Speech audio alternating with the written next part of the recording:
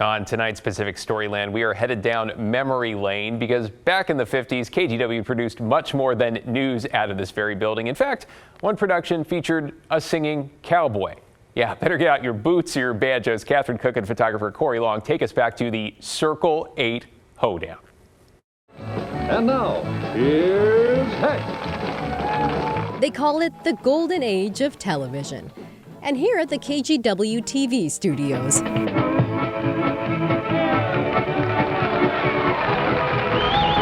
A special group of entertainers was pure gold every Saturday night. An old smiling man's up to the microphone now with all his bells and bows. The name of the show, the Circle 8 Hoedown.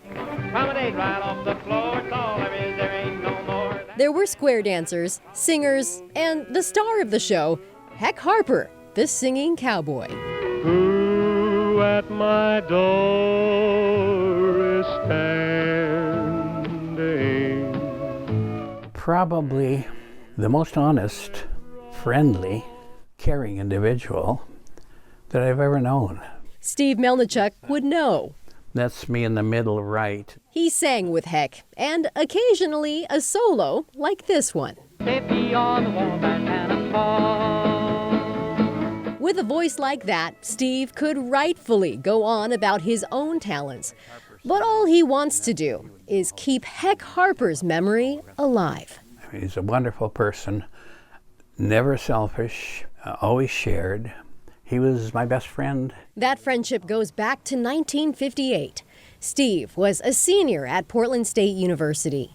He'd often see Heck on his way to the TV station and say hello. One day, Steve took a chance. I said, by the way, if you ever need a stand-up bass player, I can do that. And, you know, because I'd watched some of his shows. Yeah. And he said, well, that's interesting. He said, do you have a bass? And I said, oh, yeah. I didn't, but I knew I could rent one, you know. Steve and his rented bass showed up at KGW for an audition. Yeah, I'm cute. Sure. It went well. You know what? He says, can you sing that song next Saturday on Circle 8 Hoedown? You know, yeah. And he says, and play your bass too. There's Steve and his bass.